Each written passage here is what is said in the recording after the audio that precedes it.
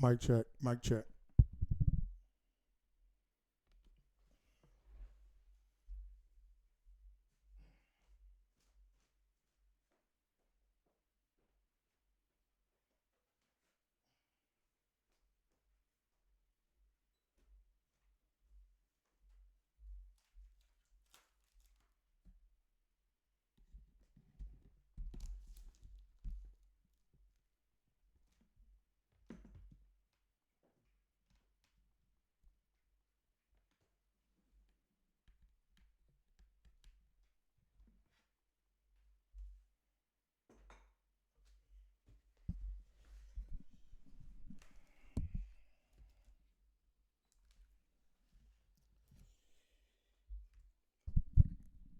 Get this thing together so we can get started in another episode of This Week in the PHFL. This is your boy, the old ball coach, signing in from our beautiful studios right outside of Washington, D.C., where the action this week in the PHFL was fantastic. A lot of great games. We had a couple of battles in the AFC North that we're going to tap in. We're going to go through our PHFL power rankings.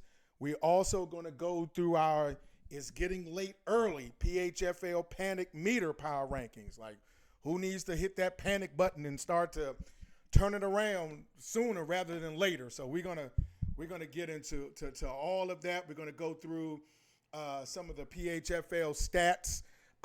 We definitely gotta tap into the new.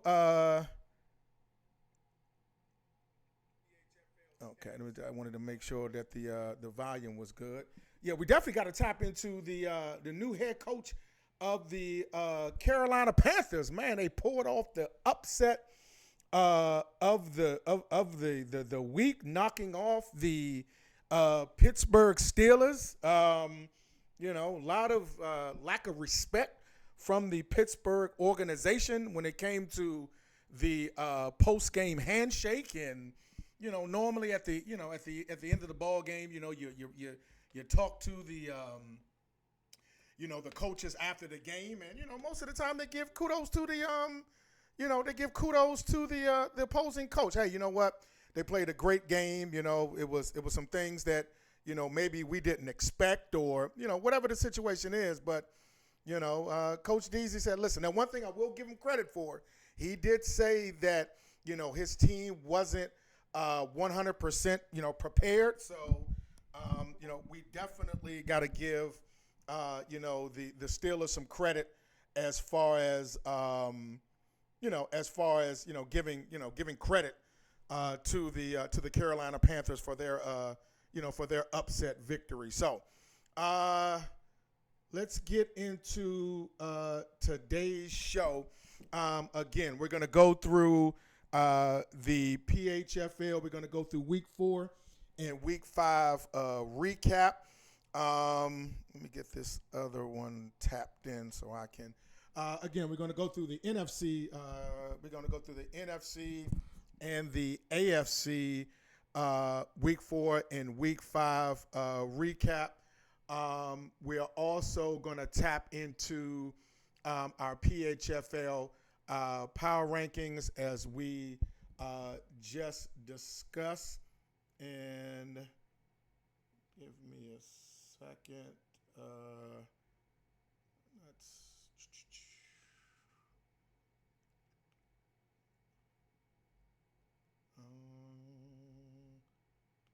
enter full screen. That's one thing that we can't take any typos. There we go. Okay, so yeah, we're going to get to the AFC and NFC recap, and then we're going to go to our power rankings, week 4 edition, and then as we just mentioned, It's Getting Late Early rankings as far as the panic meter. What teams right now, maybe need to make some moves. PHFL news and notes, and we're definitely going to tap into the news and notes because again, I don't know whether or not we need to do like a petition, to the front office, or what do we need to do as a conglomerate to stop some of these trades from happening. I don't understand it. I don't know if there's any, back office shenanigans that's going on, or I don't know what. I mean, how can you trade the third best cornerback in the game to a team that just came from the Super Bowl? And you are a team, for example, that is you're right in contention. So there's no need for you to make like that type of move at this point of the season. I can see if you were out of it, I get it, but to trade it for 2 first-round picks and some scrub, I don't get it. You got people that are moving 92 speed superstar linebackers. I don't get it. So again, we'll go around the PHFL news and notes section. Just again, we have some big names that are on the block. Zay Flowers is on the block. I believe Derrick Henry can go for the right price. Now he had a big game today, so that may be something that the Ravens may hold off on as far as trading Derrick Henry. But they are definitely if you go through the PHFL scuttlebutt and go through the rumor mill, you'll definitely see some names right now in the PHFL that could be had for the right price. So again, we want to definitely take a look at some of those head scratching trades that right now you got to be truthful. It's actually shifting the power in the PHFL. Some of these trades, we got to be honest, it's tilting, the scales, because you're talking about big name players, that have been moved. So with some of these players that, have been moved, then, you definitely got to look at it and say, hey, listen, how is this going to make this team's, playoff chances and Super Bowl chances? What are the odds, as far as some of those trades are concerned? So, we'll definitely take a quick look at, some of those. And let's get you into week number. Let's go to week 5. I think that's probably the one.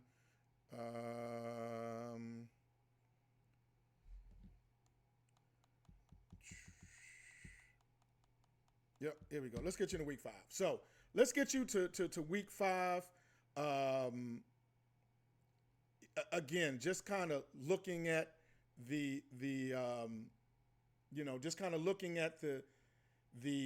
stats, and just kind of looking at let's get this out of there. This was the game right here. The game right here was the Pittsburgh Steelers against the newly hired head coach D Money and the Carolina Panthers.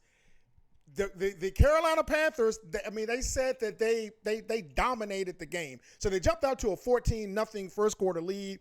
We definitely was looking at this game. We definitely highlighted this in the PHFL red zone or upset alert, and they was out to a 17-7 lead. And just looking at the stats, the Steelers only had 178 total yards. Let me repeat that again. They only had 178 total yards. So when the Panthers said that they dominated the game, statistically, you gotta say yes, they dominated. They had 338 total yards of offense. They forced 3 turnovers. Let's look at Sam Howell. Sam Howell was 8 for 20. He was 8 for 20. Whew. 139 yards, 1 touchdown, 2 interceptions. He was sacked 4 times. That 41.4 QBR. That was a horrific game for Sam Howell. Again, rushing, they don't run the ball, but, he was talking, just glowingly about Travis Etienne. He had 3 rushes for 47 yards. 15 yards a pop. Not sure why don't you include him a little bit more in the running game? As far as receiving, Metcalf 3 for 52. Romeo Dobbs 2 for 43. Freiermuth 2 for 37. But The Carolina Panthers served notice that they are going to be, again, we looked at it, and, we caught up with both coaches after the game. And the Panthers coach, he said, listen, D-Money said, listen, you know what? We came out, we had a plan that we wanted to execute. We saw some things that, we thought we could take advantage of. And I think we came out and executed the game plan perfectly. I mean, Bryce Young, again, looking at Bryce Young's stats, he was 20 for 29, 220, 1 touchdown, and 1 interception. Running game, Schubert, 20 for 106, a balanced attack, averaging 5 yards a pop. And then, Ted McMillan, 4 for 86, just a all-around. He called it. Now, again, when you look at this, though, the score really doesn't indicate the dominance that Carolina exhibited in the game, but a win is a win. 29-23 upset win over the Pittsburgh Steelers in week number 5 action.